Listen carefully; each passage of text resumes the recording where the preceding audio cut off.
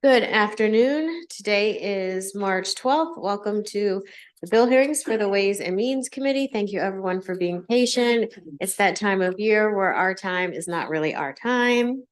So calling the first bill, Secretary Anderson, House Bill 1487. And whoever you would like to bring up with you.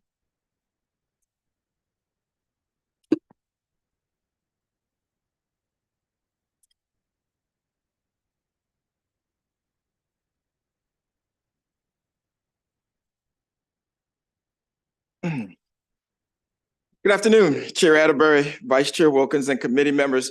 It's a pleasure to be before you again today. For the record, I'm Kevin Anderson, Secretary of the Maryland Department of Commerce, testifying in support of House Bill 1487. I'm joined here today by Jennifer Lahat, Managing Director of Government Relations, Policy, and Research. Unfortunately, Miriam Bujimi, Chair of the Maryland Entertainment Council, was scheduled to testify, but she is unable to. This bill renames the Maryland Entertainment Council as the Maryland Entertainment Industry Council and adds some new members. This council was established through legislation in 2023 with an interim report due in January 2024, a final report due in September 2024, and a sunset date by which the council was to have completed its work of June 30th, 2025. However, due to the strikes and labor negotiations in the industry last year, the body was not able to begin its work in earnest until early 2024. This does not leave enough time for the council to truly serve its purpose and complete its work. House Bill 1487 formally codifies the council within the Department of Commerce, eliminates the sunset, and adds the words industry to its name to avoid confusion with other councils. It also expands membership to include the Secretaries of Commerce, Housing and Community Development, and Labor or their designees. Film, TV, and other entertainment productions creates jobs, generates revenue, and raises the profile of our great state. This council has an important role in making sure that Maryland is competitive and that we attract more of these productions in the future. Circumstances in Hollywood may have kept the council from getting the work done the way we'd hoped last year, but now we're all systems go, so to speak, and we urge a favorable report on House Bill 1487. Thank you, Mr. Secretary, Chair Atterbury, Vice Chair Wilkins, and members of the committee. I am Jen Lahat, Managing Director of Policy, Research, and Government Affairs for the Maryland Department of Commerce. And as the Secretary mentioned, I'm standing in today for Miriam Bujimi, Chair of the Maryland Entertainment Council, in support of House Bill 1487. Just to second the remarks of Secretary Anderson, the council is in support of this bill and the changes that it will make for the council. As mentioned, last year, the industry strike severely affected the council's timeline. Because the council is responsible for analyzing the entire entertainment sector, which includes both film and television, as well as AI gaming, the strikes created a conflict of interest that prevented them from engaging with some of the council members and stakeholders. Since the end of the strikes, the council has been hard at work to make up for the months that were lost, and they're making good progress in developing their report to the governor, but they need more time to ensure that they can complete the report and get it right. By extending the deadline for the report, it gives them the time to do so, and removing the sunset and officially codifying the council will allow them to continue to advise the governor and the state as it implements the council's policy and recommendations. Additionally, expanding the membership allows the council to leverage the expertise of state officials and industry specialists in coordinating a state plan to develop the state's entertainment sector. The council has received a lot of interest from several folks about being more involved and engaged with the council, and expanding the council will allow them to add those people on as members. The council is fundamentally an economic development commission and will play a critical role in the governor's plans to make Maryland more economically competitive in the next decade. The bill, and we ask for a favorable report on House Bill 1487. Thank you. Are there any questions from the committee? Okay, seeing none, thank you very much. That concludes the testimony on House Bill 1487. 7, Mr. Secretary, House Bill 1508. Thank you once again, Madam Chair. I'm sorry. Thanks, Heather. Thank you once again, Madam Chair, Vice Chair Wilkins, and committee members. Again, for the record, I'm Kevin Anderson, Secretary of the Maryland Department of Commerce, testifying in support of House Bill 1508. I'm joined by Heather Graham, Assistant Secretary for Business, Industry, and Sector Development, and Jennifer Lahat, Commerce's Managing Director of Policy, Research, and Government Affairs. House Bill 1508 is a departmental bill that will consolidate and streamline 3 of Commerce's existing tax credit programs into a single program. The 3 existing programs are focused on incentivizing job creation.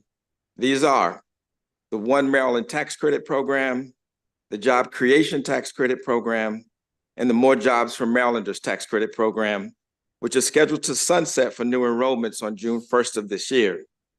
Consolidating these credits into a single program, which will be known as the Maryland Jobs Development Credit, or MJDC, will offer more clarity and certainty to both existing Maryland businesses looking to expand and to business attraction prospects considering Maryland for their new facilities.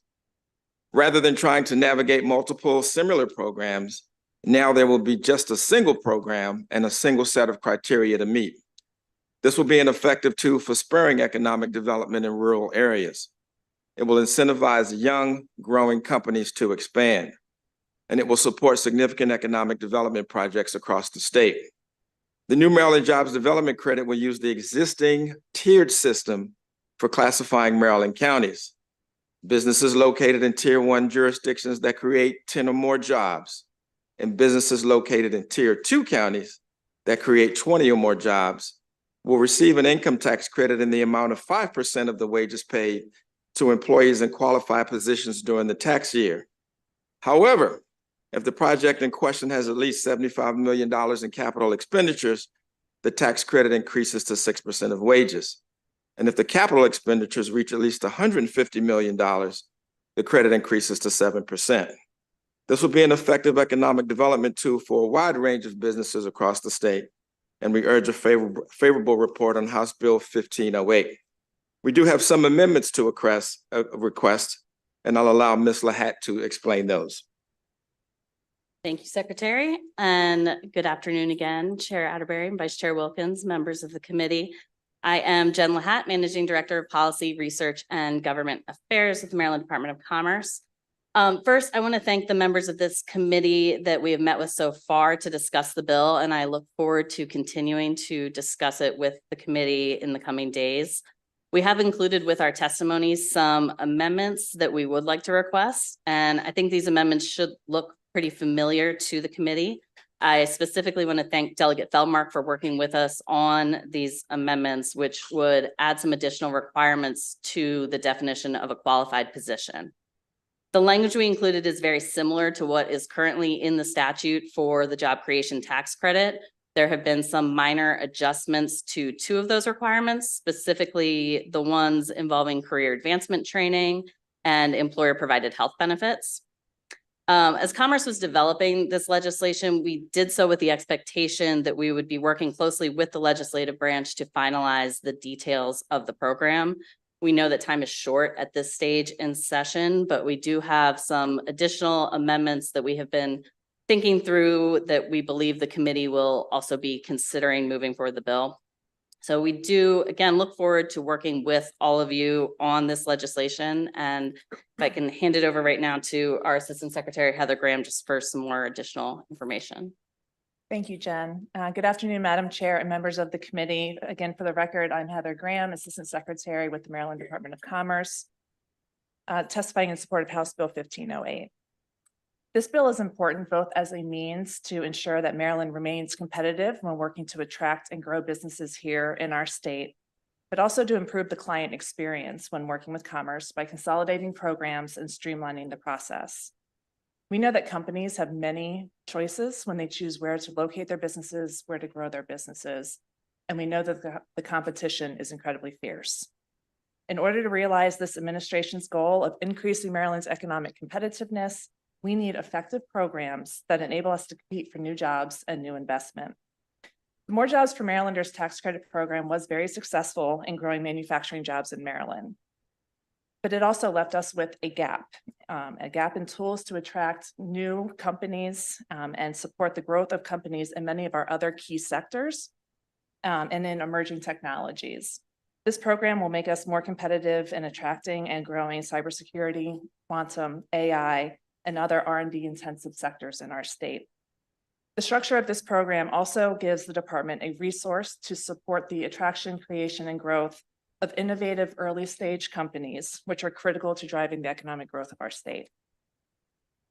With More Jobs for Marylanders scheduled to sunset for new enrollments in just a few months, we need an effective program now in order to ensure that Maryland remains competitive and at the table for consideration on attraction and supporting current Maryland businesses who are looking to expand. Thank you, and we urge your favorable consideration of House Bill 1508, and we're happy to take any questions. Thank you very much. We'll start with Delegate Buckle.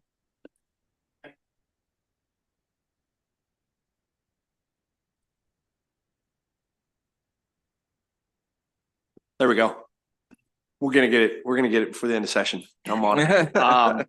Thank you, Mr. Secretary, for being here, and I appreciate Ms. Lahat. We had a conversation. So I get and I understand and appreciate we want to come up with something to continue on with programs. I'm extremely concerned about the elimination of One Maryland. So as you probably know, One Maryland was a program initiated by the Speaker of the House, Cass Taylor, 2 speakers ago, because there is such a dichotomy in economic development in our state. The 10 counties that benefit from One Maryland, they're listed on page 2 of the fiscal note. They are essentially the 3 counties of farthest Western Maryland, most of the counties on the Eastern Shore, and Baltimore City. And the reason that they're there, is my understanding, is because those are the jurisdictions that consistently have suffered from underutilization of growth. Montgomery County, Howard County, Anne Arundel, Baltimore County, they have grown exponentially over the last 50 years. And I'm glad they have. But is it also true, like One Maryland, my understanding from reading the reports on it, the significant majority of the credits that have been awarded under One Maryland traditionally have actually gone to Baltimore City, which is good. They're the primary beneficiary under the bill. I'm very concerned about eliminating this rather than just simply extending the program, or Ms. Lahat said there's some problem with uptake in the program the last few years, finding a different way to generate uptake. Because under your proposal, in my opinion, respectfully, there's really not much differentiation between giving a credit to a program coming to my county or to Baltimore City that needs it versus a credit coming to Anne Arundel or Montgomery or Howard County that, to be frank, don't need it. They're already probably getting some of these things just through the natural factors of the business cycle. And so is eliminating the One Maryland tax credit elemental to your bill, or is that just something you threw in to try to be logically consistent with we're going to create a new credit? Yeah, I'll let Jennifer and Heather comment on it, but I think you're right in the spirit of, with the opportunity of it sunsetting, it was an opportunity to be more efficient and to kind of be clear. And there was no intention of cutting off what was an opportunity. And I do think with the consolidation of it, it will create an opportunity, for us to be, clear for our consumers and clear for the opportunity. But we do see and understand the pain, if you would, about the level of sensitivity about a program that once had a level of direction and intention to perhaps no longer be there. But we do think the opportunity is for a broader and a more efficient that will create more business and actually attract more business. That's the thinking. But again, I understand we've been in conversations and have thoughts, but we get it. But I think we're in a space in the thinking is to make sure that we create a stronger, bigger and maybe better opportunity. That's just a response. Yeah. So we're actually accelerating the cutoff date or the termination date for One Maryland. So More Jobs for Maryland is going to terminate. I'm not really sure why we can't renew that. Correct. Everybody said it did pretty well. I get, we'd like to expand it to some other industry sectors perhaps, but we're going to let that terminate. One Maryland actually does not sunset or terminate for a couple of years. We're going to accelerate it to basically just end the program now, because it would end January 2025. It's essentially going to end now. And so I have some real concerns, and the differentiator, at least if I'm reading this correctly, and I think based on my conversation with Ms. Lahat, the differentiator under this new bill between a tier 1, which are the places that by definition need the most help, and a tier 2, essentially is only that a tier 1 project will qualify if it creates 10 jobs and a tier 2 will qualify if it creates 20. Is that fair? That's the real that's the only differentiator. Yeah. And so I will tell you that when I came here 10 years ago, I thought things like that made a difference. It helped us a little bit. What I have found is we've lost in the last 4 years 780 jobs at a major paper manufacturer. Last year, we lost almost 400 jobs at another major home products manufacturer. And in 3 months, we're losing 60 jobs and $4 million a year in annual revenue for a county with $100 and some million a year budget because the cleanest coal-fired power plant on the East Coast is closing down. If you meet with any of those people, they will tell you at least a part of the reason why we've lost over 1,100 jobs is because of the policies of the state of Maryland. Whether they're right, whether they're wrong, that's what those businesses are choosing, saying we got a lot of other places we can go. We're not coming to Maryland anymore. We're out. And we're out of Allegheny County. And so to me, creating 10 jobs in my county, I appreciate a job. You know, I'd fight for somebody to get a license to put up a hot dog stand. But in all honesty, creating 10 jobs in my county is whistling through the graveyard. It is not going to make a darn bit of difference. And so that's why I'm concerned that we have to do things that produce more impact for the people who need them. And I hope you'll work with us. I couldn't support the bill as it's currently written. I think you know that. But I hope that we can find ways to make that happen, where the tax credits are going to the places and the businesses who need them for the benefit of the whole state and the whole state's revenues, and maybe not all getting spent in the tier 2 counties that maybe it is just a little bit of a corporate giveaway. Yeah, thank you for that, Delegate. And I will also say specifically to your first question, no, the elimination of the One Maryland program is not essential to the passage of this bill. We looked very closely at programs and their utilization over the last few years in an effort to consolidate and become more efficient, but we certainly understand the need for that program, and so it is not essential. Thank you. I appreciate your honesty and your cooperation. You've always been very good to work with. Thank you.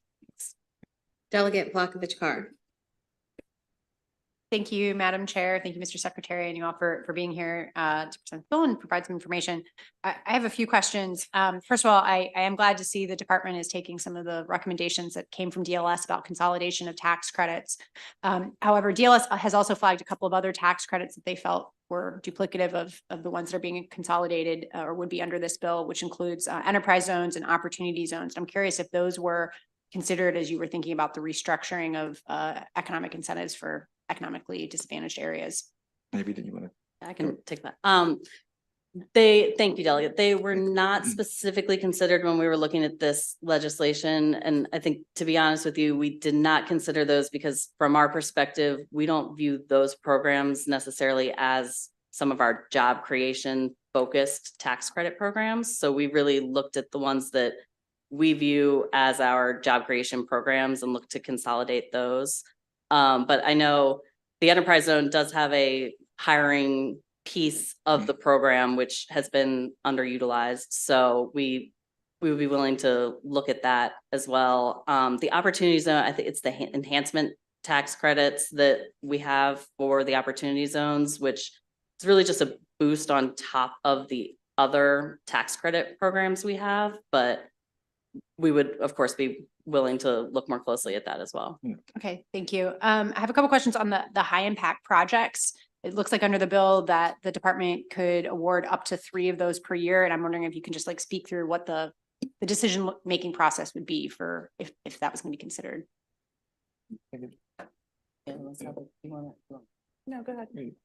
I think that we do have to really flush that out a little bit more, but our thinking on that is we generally have a sense of our pipeline at any given moment of the projects that are in consideration that we may be looking at within the next year. And I think we could take a look really at that pipeline, determine which ones might be a good fit for high impact projects and designate if it's needed. We don't necessarily need to utilize all 3 in a given year, but we also wanted to include that in there to have the possibility of if something big came up that was on our radar, and instead of having to try to create a new program or put something together, we could work within the existing tax credit program to put an offer out for like a major attraction, or if there was maybe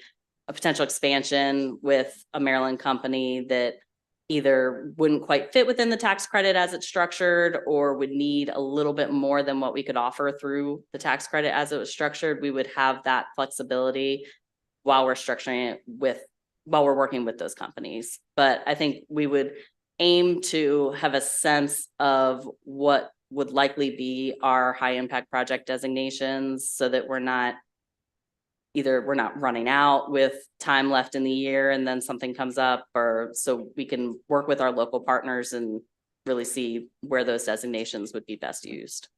And I will add quickly, Delegate Cartwright, constantly, working and analyzing, as Delegate Buckle said, to make sure that we, maintain a sense of real user friendliness and ease for our business community about the tools that we have in order to implement and their utilization at the same time. So we really appreciate the thought and the support as we begin to consolidate and see how we can make for a better vision and opportunity from utilization, creation of opportunity, and kind of seeing what might be coming down the road. But thanks for that. Thank you. And then one other question on that front. I think it said that a business entity could only get one high impact project per year. Is the thought that is with some of these big companies, they have many subsidiaries? Like, is that per parent company or per subsidiary? I'd probably have to double check how specifically we have it worded in the bill. But we can definitely look more closely at that and get back to you. Great. And then the last issue I just wanted to flag, and I appreciate the amendments that the department included with your testimony, is one of the criteria was 150% of the state minimum wage. I will just point out, like my county, and I think there's still some other counties that are a little above the statewide wage. And so I think we've handled that in some other bills by saying 150% of the state minimum wage or the county minimum wage, whichever is higher. So I'm hoping we can do something like that on this front too. Delegate Feldmark. Thank you, Madam Chair.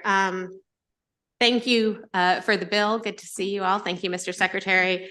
And I do want to particularly thank Ms. Lahat for the conversations that we've had working on this, and very much appreciate the criteria that you're incorporating into the qualified position definition. So thank you for that.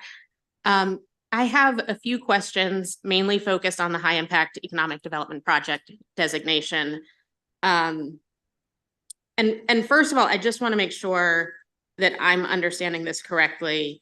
The high impact economic development project designation could be used to qualify for the Maryland Jobs Development Tax Credit, or it could be used for what I'll call the high impact economic development tax credit. Because I'm not sure it has a name in the bill, but there's this other piece of it, right? So the limit of 3 per year, is that 3 in either, like 3 total in either category? Yes. Okay. And so then for the separate tax credit, which is very broad, right? And I understand the desire to have flexibility to be able to, respond to a significant opportunity and to be able to respond quickly and boldly. It is very, very broad, right? It is criteria at the secretary's discretion, the amount at the secretary's discretion, and the term at the secretary's discretion. And let me be very clear, Mr. Secretary, this is in no way questioning your discretion. Sure. Okay. This is just very wide open in terms of setting public policy.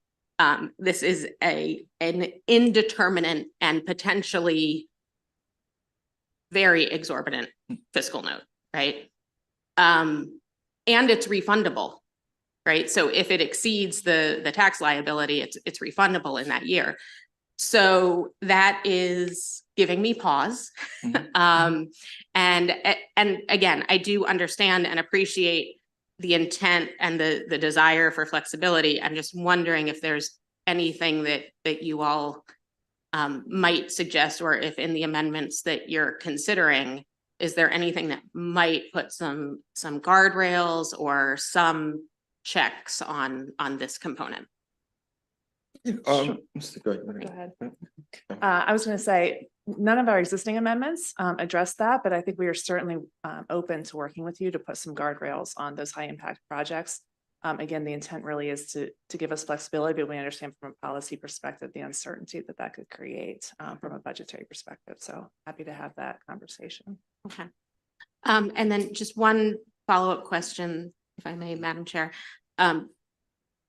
Do you see, if you have this wide open category and it's 3 total, wherever it fits, does it need to be a criteria in the Maryland Jobs Development Tax Credit also? It seems like if it can be any amount and any duration, then sort of fitting it within the Maryland Jobs Development Tax Credit parameters is already an option on the table. You want to speak to the tax credit? Yeah, I think I probably would need to do a little bit more thinking on Okay. how we structure it. I think what we envisioned was that these would then be projects that are within that tax credit program.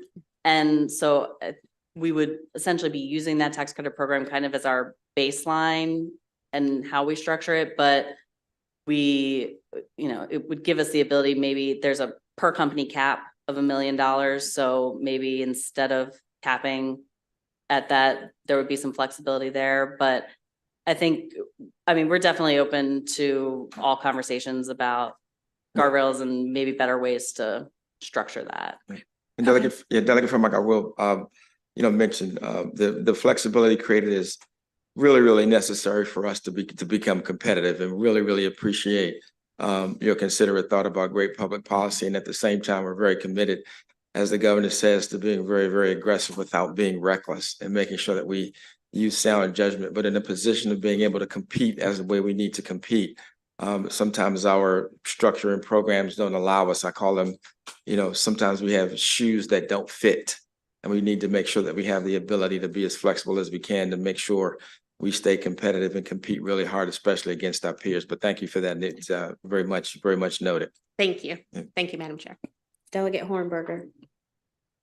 Thank you, Madam Chair. In terms of the tier 2, which I think my county falls in, Cecil there, at the top of the shore. With this transition, are there companies and our jurisdictions that are currently receiving the tax credit that with the changes that you're suggesting will no longer be eligible for the tax credit? In other words, will there be a continuance for those companies? They're grandfathered in. So those that are participating in the programs that are scheduled to sunset, either through the bill or just already scheduled to sunset, would be able to continue to utilize that program. And they would also have to continue meeting the criteria as well. For the program that they're, yes. All right, thank you. Okay, any other questions? Seeing none, thank you very much, Mr. Secretary. Thank you all. That concludes the hearing on House Bill 1508. Delegate Tolles just stepped Thank you, out Madam for Chair. a second. So let's just take a break. That was Ba-dum-bum. Okay, we'll just wait a second.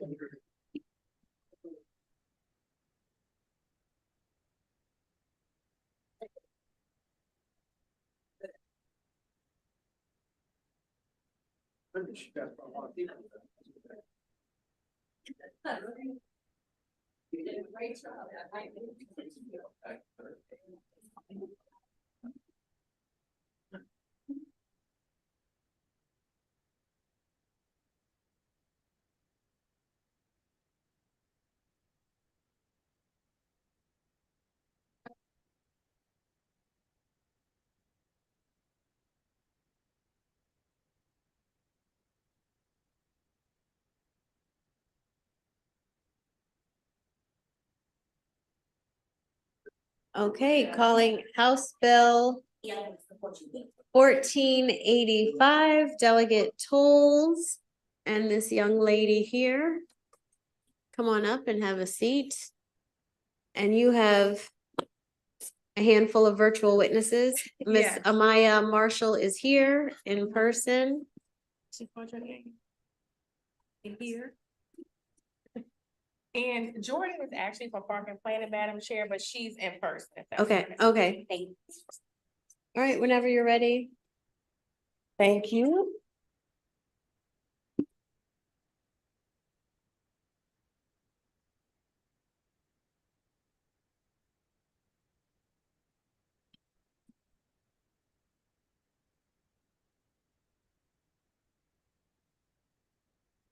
My testimony, Madam Chair, my apology.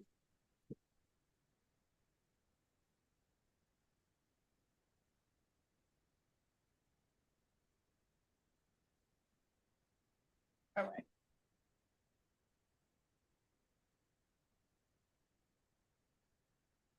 First, I want to thank you, Madam Chair, for allowing us to continue this conversation. It's a very important topic. And so I know, when it's a bill number this far up, it was pretty delayed in getting drafted. So I want to thank you for your leadership as well as Vice Chair Wilkins. And so today, committee, I'm back here again. This is a bill that was heard last year. And it is this year, HB 1485, Water Safety and Swimming Course for Public Schools. Chair Atterbury and Vice Chair Wilkins and all members of the Ways and Means Committee, House Bill 1485 would require the State Department of Education to develop curriculum content standards for a course of water safety and swimming for public school students in certain grades, requiring the county boards to implement the water safety course for students in county schools, and generally relating to a course on water safety and swimming for our students. This bill does a few things. The bill asks for the curriculum to be developed by July 2025. Starting in July 2026, starting in 2026 through the 2027 school year, each county shall implement a course on water safety and swimming. This bill will also allow for physical education credit to students for a successful completion of the course. Historically, let me back up and say that in our schools in Prince George's, we have partnered with our local parks and recreation facilities because our schools do not have the luxury of having pools in them. Historically, Black Americans, due to chattel slavery in America, was robbed an entire race to its connection to the water. And the Jim Crow South and discrimination prevented Black people access to pools across the United States. Due to years of discrimination, Black people are 5 times more likely to drown than non-Black folks. And this is the true reason behind me putting this bill forward. Swimming as a curriculum would save lives in our community. And according to USA Swimming, less than 1.5% of the county's nearly 300,000 competitive swimmers, who you will hear from one momentarily, are Black. It is time to change that narrative. There is now a national, this was not done when I was here last year, but recently there has been a national water safety action plan. The government put a plan in place to prevent drowning in the U.S. through evidence informed action, transforming the county into a nation where water safety is a natural part of everyday life and people enjoy the benefits of water safety, and that is their plan. And several states have already done this. New Jersey mandates that all school districts in New Jersey include a water safety education in their K through 12 health education curriculum, aligning with the state's comprehensive health and physical education standards. This education must cover the proper usage of floating devices, awareness, water conditions, handling rip currents, and responding if caught in one. And so stressing the importance of swimming in lifeguard monitor areas. In Georgia, they have a bill. Georgia, y'all, we like Georgia, don't we?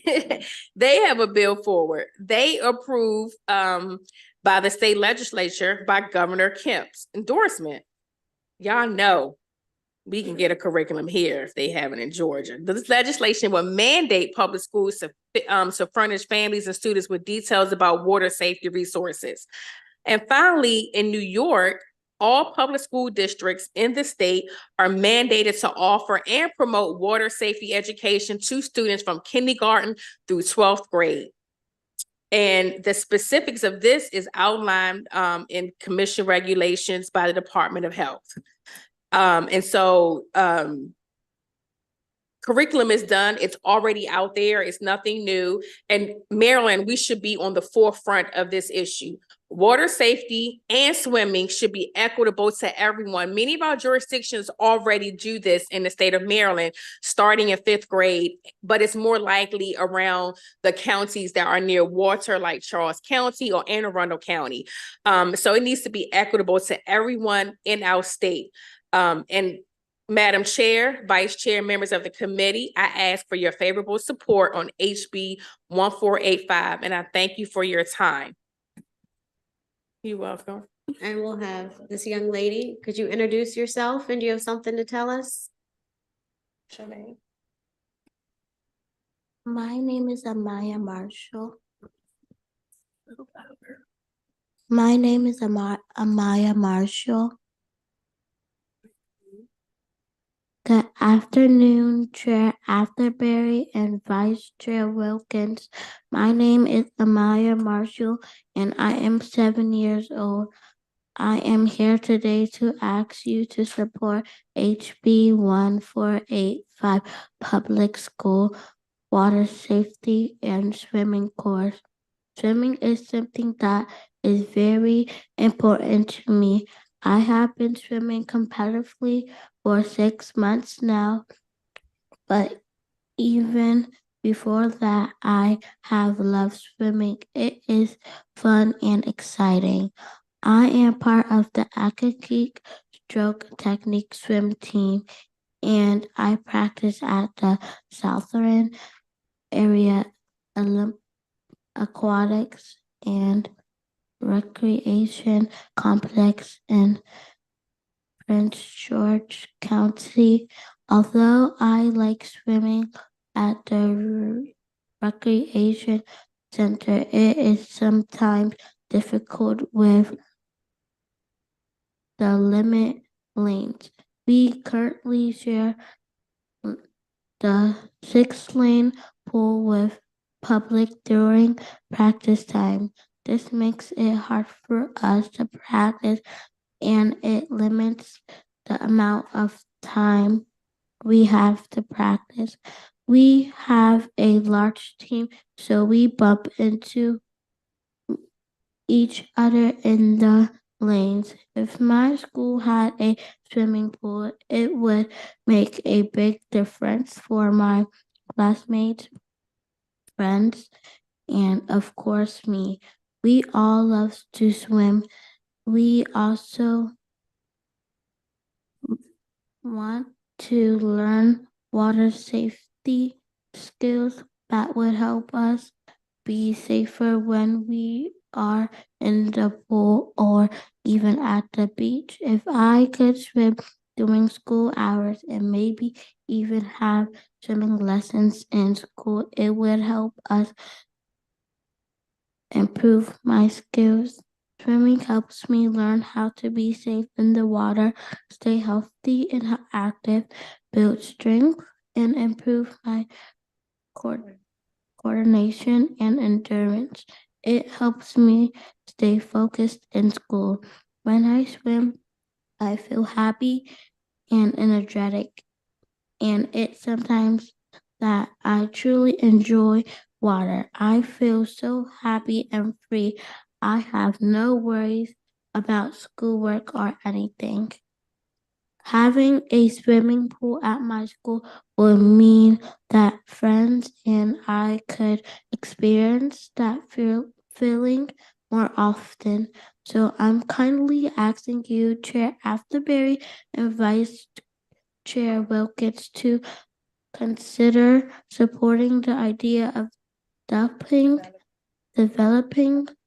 a curriculum of water safety and swimming in schools. It would not only benefit me, but also my classmates who love swimming and want to learn to be safe in the water. Please support and vote favorably for HB 1485 Public School Water Safety and Swimming Course. Thank you for your time and listening to my wish.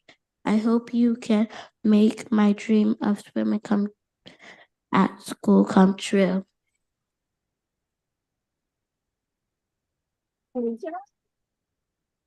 That was fantastic. Thank you. Okay, delegate, that's not fair. Like, you just want us to move favorable on the bill. Right now. Thank you. I mean, thank you, young. How old are you?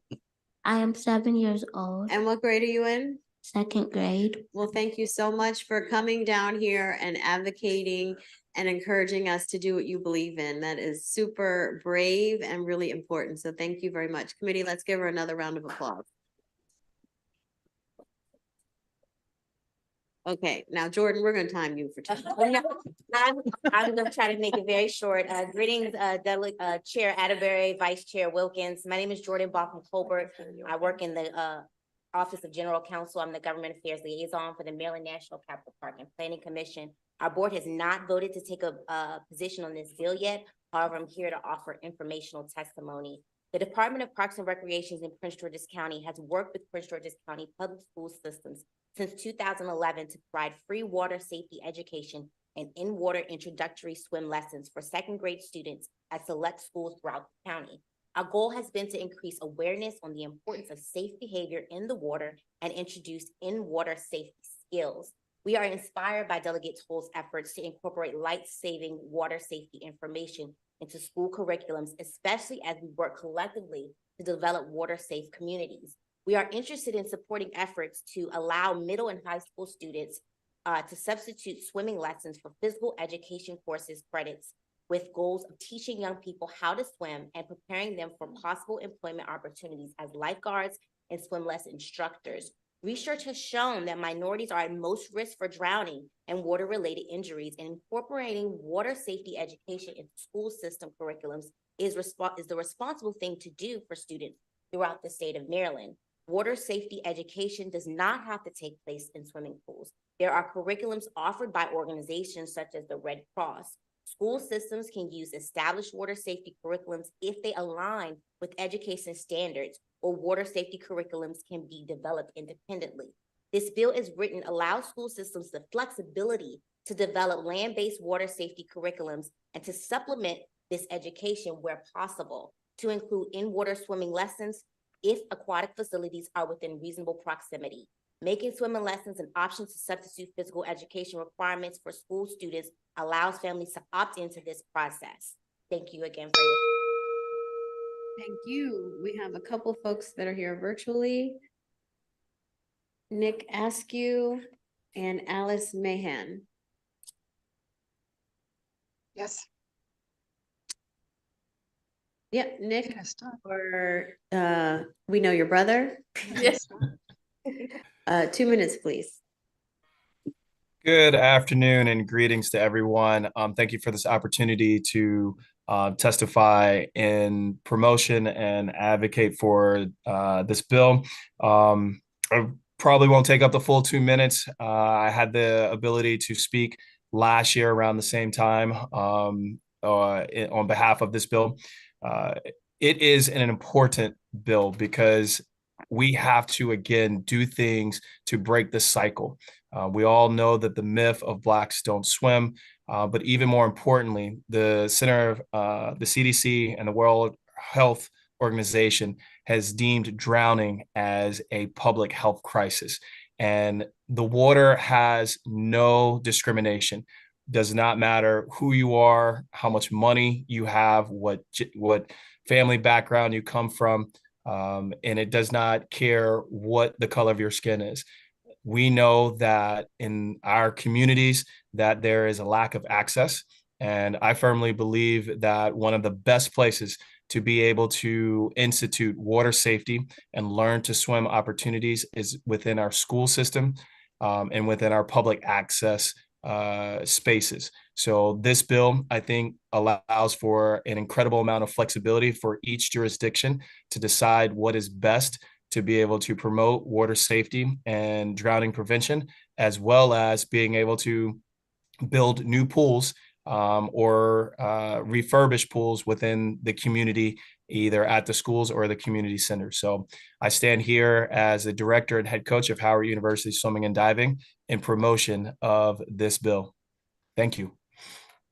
Thank you. If you could just hang on a moment, we might have some questions. We're going to let Alice Mahan, please. Yes, good afternoon, members of the Ways and Means Committee. My name is Alice Mahan. I am a member of the Board of Directors of the Seafarers Foundation Incorporated, and I am honored to present the Foundation's support of House Bill 1485 that will require swimming for public school children. I am a product of such a program. I went to the New York City school system, and this was a requirement when I was in high school. And it is just so important, especially today. Anyway, you know, the mission of the Seafarers Foundation, first of all, let me just say that the foundation is a tax-exempt public charity that was organized in 2009 for charity, scientific, and educational purposes. More specifically, it provides educational services for underserved youth, parenting, and other advisory services for their parents or caretakers, and healthcare, financial, and related services for seniors and others in the community that will address and can positively affect their day-to-day activities, as well as improve the quality of life. Our vision is to increase awareness of water safety that will lead to reduced drowning rates among African-American children, increased citizenship and seamanship among youth from underserved communities, and readily available resources for senior citizens that improve the quality of life. So the Seafarers Yacht Club, I want to give you a little bit of history. The club was founded back in 1959 by a group of Black men with an interest in boating. However, due to the color of their skin, they were unable to dock their boats or purchase gasoline. And this is how the Seafarers Yacht Club was founded. They met in each other's homes and eventually and the foundation was formed back in 2009, which is the charity arm of the Seafarers Yacht Club. Thank you. I'm going to have to ask you to wrap up, ma'am. Okay. So according to the USA Swimming Foundation, 70% of African Americans and 60% of Hispanic children do not know how to swim. And data from the Centers of Disease Control and Prevention indicates that Black children drown at the rate 3 times higher than that of other races. So citing that research, it was important for us to have this program, because according to Chairman Inez Tenenbaum, there is no question that knowing how to swim contributes to the death of minority children who drown in pools and in natural bodies of waters. So we have since this is going to be the 19th year of the Summer Youth Program. It is a 2-week program. It's a free program for children. Ma'am, I'm going to have to cut you off. We have someone else here to testify, but you support the bill. Thank you. Don't leave just yet. Mark Waskavaj.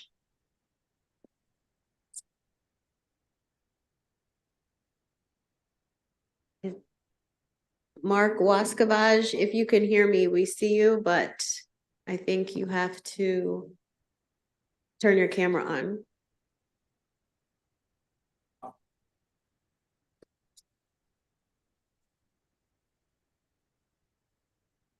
Okay, well, we'll see if there are any questions while in the meantime, if he pops up. So, Madam Vice Chair. Thank you so much, Madam Chair, and thank you, Delegate, for bringing this bill. I do think this is an important life-saving measure, and hopefully we'll be able to find a way to move it forward. I want to thank Amaya for her beautiful testimony. You did a great job. And yes, we'll give her another round of applause. And I wanted to ask Amaya, what kind of competitive swimming does she do and what kind of events do you swim in? I do backstroke, freestyle. I do backstroke, freestyle, breaststroke, and butterfly. That's excellent. Wow. Well, congratulations. We're very proud of you. Yes. Can you all do that? I can't either. Just don't paddle. We know you can, Karen. Eric, Delegate Eversole showing off. You can do all of that. Are there any other questions? I want to point out that some of us had better access to pools. There you go. I will tell you, when I was young, Very proud of you. I learned how to swim at a young age, thanks to my dad. And when I had my first child, he said two things: they need to learn how to swim and ski. I was like, math, reading. He was like, swim, ski. Okay, we have Mr. Waskavage. I don't know if I pronounced that correctly, but we'll let you go ahead, sir. Go. I will tell you, when I was young. Okay, if you have a live stream on, sir, turn that off. First child, he said two things: they need to learn how to swim and ski. I was like, math, reading. He was like, swim, ski. You guys can hear me twice. Okay, we have Mr. Mark. You have to turn your live stream off. We'll let you go ahead, sir. Good afternoon. Thank you for having me. My name is Mark Waskavage. I am the aquatics coordinator at Bowie State University. If you have a live stream on, sir, turn that off. Turn the live stream.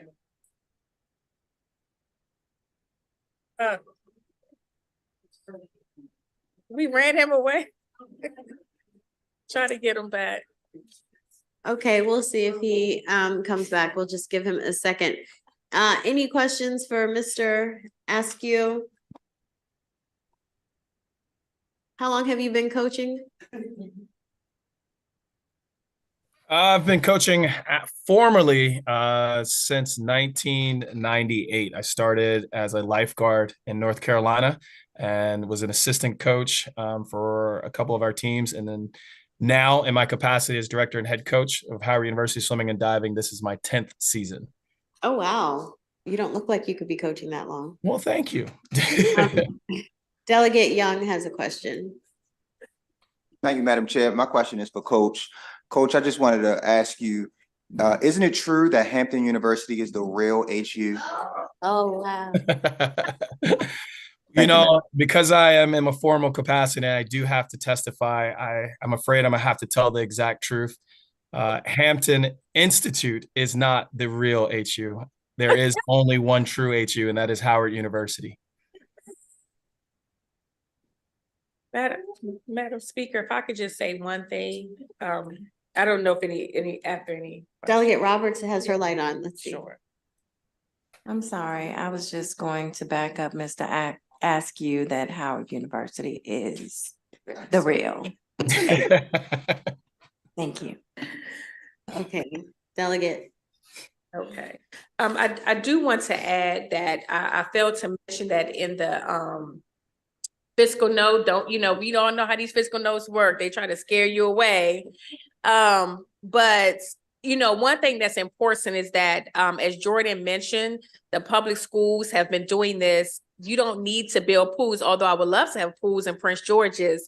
We know where we are in terms of our, funding constraints and whether that would be affordable maybe in the years to come. But to implement this program, you do not need a pool in the school. So don't be alarmed. That figure is if you were to build schools in the school system right now.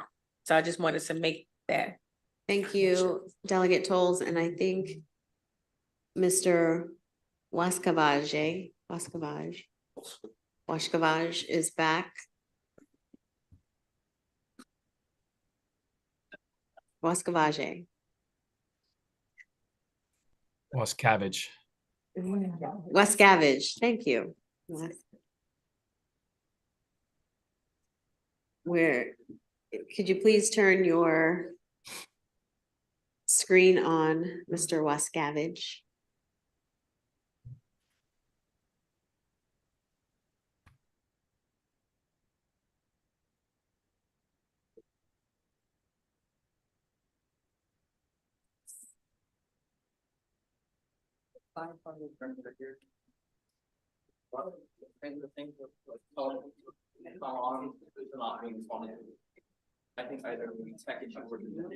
Okay, Delegate Tolles, if you, I don't know, because I don't have my system up.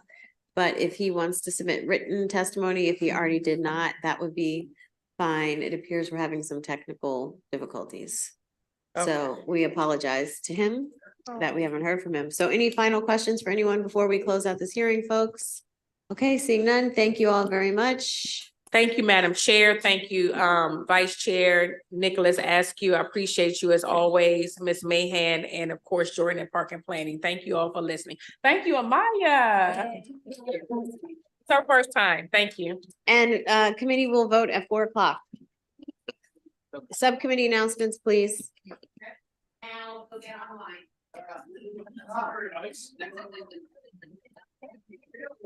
Thanks, Delegate Tolles. Going away to ENT. Okay, thank you so much. All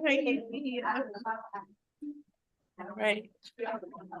Ed Sub will meet simultaneously with revenues. Okay, get on your computers in 3 minutes.